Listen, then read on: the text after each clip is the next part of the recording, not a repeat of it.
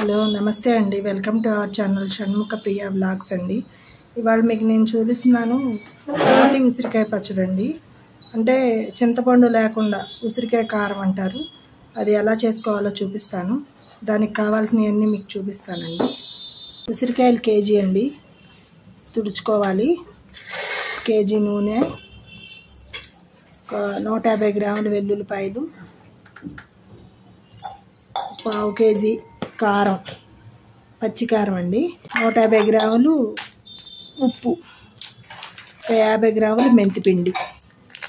ముందుగా బాండి పెట్టుకుని స్టవ్ వెలిగించుకుందామండి. 1 లీటర్ ఆయిల్ పోసుకొని ఆయిల్ వేడెక్కేదాకా ఉందాము. ఆయిల్ వేడెక్కాక ఉసిరికాయలన్నీ వేసుకోవాలండి.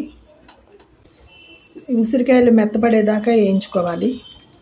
ఇలా మీడియం ఫ్లేమ్లో వేయించుకోవాలండి. బ్రౌన్ కలర్ వచ్చేదాకా వేయించుకోవాలి. ఇదిగోండి, ఇట్లా పట్టుకుంటే మెత్తబడిపోయి మెత్తగా తెలుస్తుంది. వేగిన తర్వాత అండి అదే నూనె సిమ్లో పెట్టేసుకుని అదే నూనెలో పోపు పెట్టుకోవాలి. శనగపప్పు, మినప్పప్పు, జీలకర్ర, ఆవాలు, ఎండుమిరపకాయలు వేసుకుని పోపు పెట్టేసి తిరగమాత కాలిపోయింది.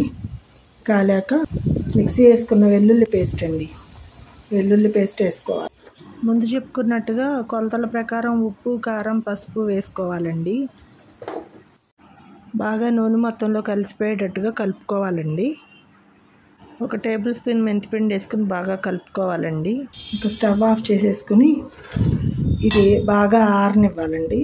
బాగా ఆరాక ఈ ఉసిరికాయలు దీనిలో వేసి కలిపేసుకోవాలి. బాగా ఆరిపోయింది. ఆరిపోయాక ఉసిరికాయలు వేసుకుని మనం వేయించుకున్న ఉసిరికాయలు ఉన్నాయి కదండి, వేసుకుని కలిపేసుకోవాలి. ఈ ఉసిరికాయలో ఉన్న ఓటంతా రసంలోకి దిగి బాగుంటుందండి. ఇంతేనండి, ఇంకా ఉసిరికారం రెడీ అయినట్టే. టేస్ట్ చూడటమే లేట్ అండి.